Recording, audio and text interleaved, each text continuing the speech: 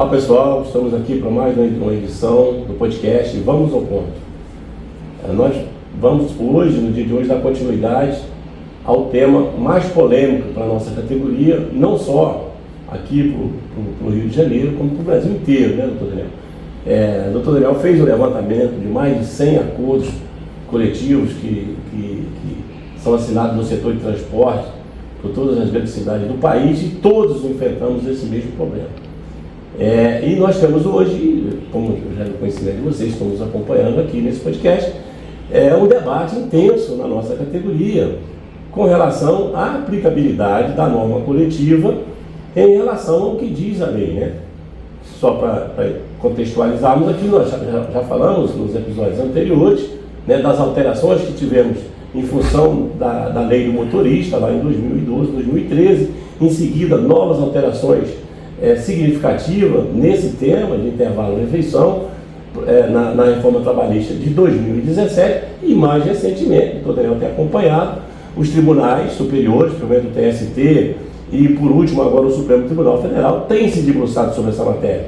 Então, por mais que a gente venha todos os anos discutindo com a categoria, tentando contemporizar ali os interesses para que possamos construir uma cláusula que atenda o interesse do setor e especificamente traga alguma vantagem para os nossos trabalhadores, ainda assim, de vez em quando, há os chamados salavancos e um pouco de desentendimento.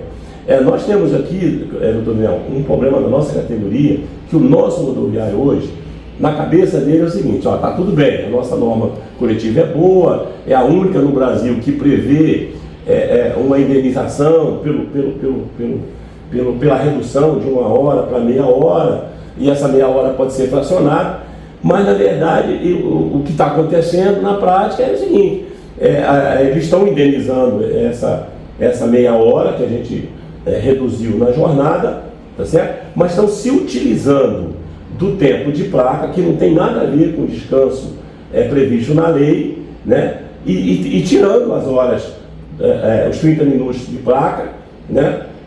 Como se estivesse trocando na prática, né? E eu acho que o rodoviário tem razão a respeito a isso. A gente tem que sair daqui com encaminhamento para eles, que é o seguinte: na prática, assim, indeniza 13 horas no valor de hora normal, que é o que a gente tem falado nos episódios anteriores. Nós estamos lutando para que esse valor seja como hora extra, né? Mas na prática hoje a reclamação do trabalhador é o seguinte: me desconta 13 horas no valor de hora normal, tira da minha jornada, porque eu não estou tirando os 30 minutos, estão me descontando sem tirar, sem eu parar os 30 minutos, e estão me pagando como hora normal. Então, eu queria, doutor Nelson, do ponto de vista técnico, explicar para o trabalhador aqui, para ele entender o que as empresas teriam que fazer para cumprir corretamente a norma. E se ela não está cumprindo, o que nós podemos fazer para obrigar com que eles cumpram ou que eles indenizem esses 30 minutos que, na verdade, o trabalhador não está parando. Ok, olá, ouvintes, trabalhadoras. Sebastião, o tempo não nos permite detalhar todas as nuances que envolvem esse aspecto do intervalo entre a jornada. Posso dizer o seguinte: não é uma situação específica ou única dos trabalhadores de transporte do Rio de Janeiro. E hoje, inclusive, a partir da reforma trabalhista, não só específico dos trabalhadores de transportes, porque passou a outras categorias a ser permitido a negociação nesse sentido. Eu vou tentar tratar aqui de forma bastante didática da cláusula de intervalo que consta na Convenção Coletiva de Trabalho dos Trabalhadores de Transporte Rodoviário do Rio de Janeiro hoje. Eu até visitei algumas convenções de outras capitais sobre esse tema intervalo, e a percepção que eu tive é que a cláusula que tem aqui hoje é uma cláusula avançada em relação a essas outras, né, de outras capitais do nosso país. Ela, por exemplo, ela fixa que o intervalo é de 30 minutos. Houve uma negociação a partir do interesse dos empresários e a partir do interesse dos trabalhadores, porque também, se não há esse interesse cruzado, aplicar-se o CAPT, que é 1 hora no mínimo e no máximo 2. Por óbvio, o interesse dos empresários decorre do fato de que o sistema operacional não permite que eles também o façam, porque se permitisse, acredito que eles não iam sequer chamar o sindicato ou os trabalhadores para negociação, mas a partir desse interesse foi feita uma negociação coletiva. E o que consta na cláusula hoje, sendo didático, né? O intervalo previsto no caput do artigo 71, logo, o intervalo de 1 às 2 horas, pode ser reduzido e fracionado. É garantido o cumprimento de 30 minutos de intervalo pelo trabalhador.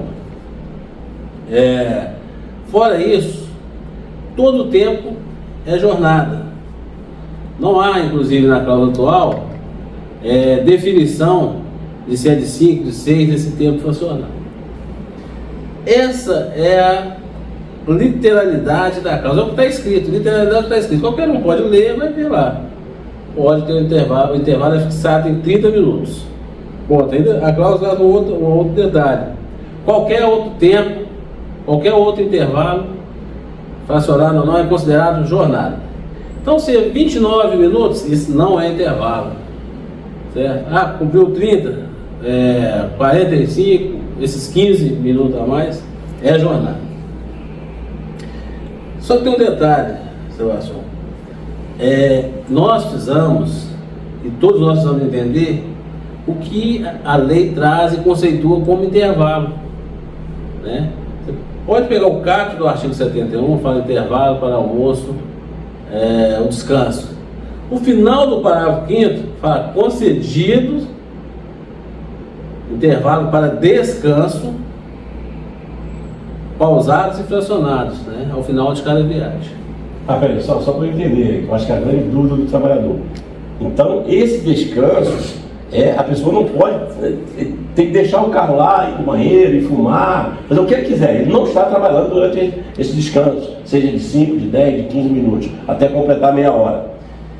Então, na prática, se ele chegou lá, tem um carro na frente, que assim funciona, tem um carro ali, ele fica esperando aquele carro sair para puxar o carro para a placa. Aí ele puxou o carro para a placa, o despachante botou na guia dele que vai ser daqui 10 minutos, mas ele continua sentado lá, ele continua cobrando, ou tá ali, aí isso não pode ser computado como intervalo. Se ele estiver fora do ônibus e eles for obrigados, mesmo que não fizer nada com o veículo, mas ele for obrigado a ficar lá, você fica aí, porque se precisar, você vai ter que operar. Isso não é descanso. O descanso, o intervalo, legalmente falando... Então eles estão cumprindo. O intervalo, legalmente falando, é aquele que permite a ausência do trabalho.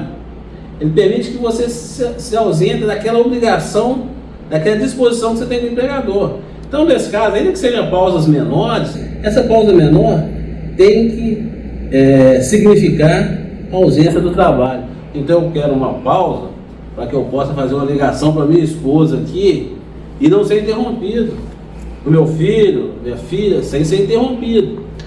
Para eu tomar o meu café, quem fuma, fumar o meu cigarro, sem ser interrompido. Se isso aconteceu, a cláusula está sendo cumprida. Se não, não, fica aí, fica no volante, o carro vai ser puxado. Quem está tendo intervalo é o carro, não o trabalhador. E aí está tendo descumprimento. Né? Acho que a negociação foi feita, foi para permitir, esse é o escopo, né, a finalidade, permitir que o trabalhador tivesse a condição de apurar a sua efetiva jornada e aí saber se ele fez hora extra ou não e cobrar, para não ter que entrar na justiça daqui a não sei quantos anos, e aí chega lá e ainda negociar, né, 60% do que teria direito, e para que a empresa cumprisse. Né? Então, essa cláusula dá esse instrumento, não tem dúvida, e se o intervalo não representar a efetiva ausência do trabalho, que nessa pausa o trabalhador tem o seu tempo para fazer o que ele quiser, então não é intervalo, fere a lei, né? Fere inclusive o que está consubstanciado na ADIM. Entendi. Deixa eu só aqui para a gente fechar esse tema aqui, doutor Daniel, é o seguinte. Eu tenho conversado bastante com alguns trabalhadores, principalmente da empresa, do grupo Redentor, trabalhadores lá da Nova Cap, e é o seguinte, que eles alegam, e eles têm toda a razão, e aí a gente tem que a gente vai ter que nos entender aí entre o que diz a lei e o que o trabalhador não está compreendendo. E aí não tem que ir no enfrentamento. Porque, na verdade, o trabalhador, eu conversei com alguns, disse o seguinte: eu não tem nenhum problema. Eu chego lá, boto meu carro, puxo, etc, etc. Se a empresa quiser lá, colocar lá como intervalo, que ela coloque. Agora eu não parei, ela não pode me descontar da jornada. Então é o seguinte, para o trabalhador ele até concorda de manter tudo como está. Porque, pelo que o senhor está falando, a empresa teria que montar uma estratégia, uma estrutura para conceder aquele tempo com o carro parado, sem operação. A empresa não quer mexer na operação dela. Ela quer que o fluxo siga normal durante toda a jornada.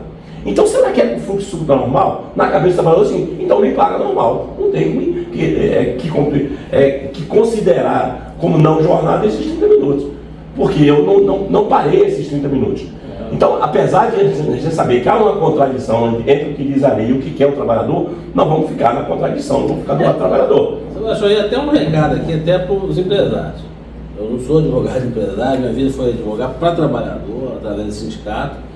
Mas, se não está tendo possibilidade de conceder o intervalo real, na forma como está na lei, já que se pague. Sabe por quê? Isso, qualquer juiz, na medida em ficar constatado que o trabalhador não se ausentou, ainda que seja 10 minutos, 6 minutos, 15 minutos, mas é no mínimo 30, se isso não ficar constatado, ele vai ter que pagar. Ele vai ter que pagar, é um passivo. Intervalo para descanso, ausência do trabalho. Para o trabalhador também. Ele não pode, se ele não descansou, ele não pode assinar como tendo descansado. Ah, mas a empresa pressiona, etc. Chama o sindicato. E talvez seja essa um ponto. Olha, eu não estou tendo intervalo e assina na guia ministerial como tendo. Então vamos tratar disso.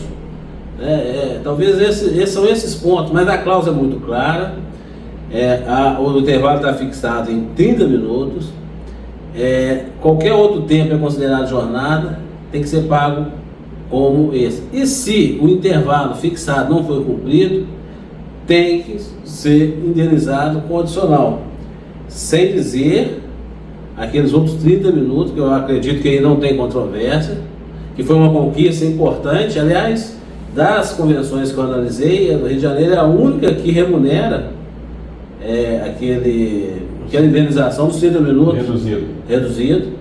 Então não estou nem dizendo isso, acho que esse ponto não é controvérsia. Tem que pagar lá, tem uma tabela, de acordo com aquela tabela. Agora o outro 30 minutos, se não foi gozado, o trabalhador não ausentou do trabalho, teve um tempo para si, e não para ficar ali olhando o veículo, tem que constar da jornada. Tem que pagar, tem que constar da jornada. Então aqui é o seguinte, só concluindo aqui, doutor. Você, rodoviário, entenda, a nossa convenção coletiva tem uma conquista, que nenhuma outra no Brasil tem, que é a indenização dos 30 minutos que foi reduzido. As empresas não estão conseguindo cumprir a lei para que você fique os outros 30 minutos liberado do trabalho para cumprir o que diz a lei, que é o intervalo de refeição. Então ela tem que remunerar. Não, vamos atrás da remuneração. Não vai poder constatar como intervalo sem ter, na prática, havido um intervalo. Vamos buscar isso, vamos mobilizar os trabalhadores, vamos começar pelas empresas mais problemáticas e vamos ver o que vai dar. Nós vamos chamar os trabalhadores para essa briga, vamos comprar essa briga porque entendemos que eles estão corretíssimos. Uma coisa é o que diz a letra seca da lei, e outra coisa é o que está lá na prática, na ponta. E aí o sindicato vai somar aí com os trabalhadores para melhorar essa cláusula. Não é abrir mão da conquista dela. Nós temos que ampliar para que, se não está cumprindo, pague esses outros 30 minutos. Era isso. Eu sugeria, Sebastião, que o trabalhador que tiver esse problema pode comparecer ao jurídico do sindicato, levando o contra-cheque. O ideal é que eles anotem, pelo menos um mês, né? Um mês eles anotem, um mês, tira a foto da guia ali, da hora que pega, da hora que larga, traz o contra-cheque e todas essas guias, para no final do mês sentar com o jurídico, a gente fazer as contas e ver se realmente está havendo algum desconto indevido, que nós vamos entrar no judiciário.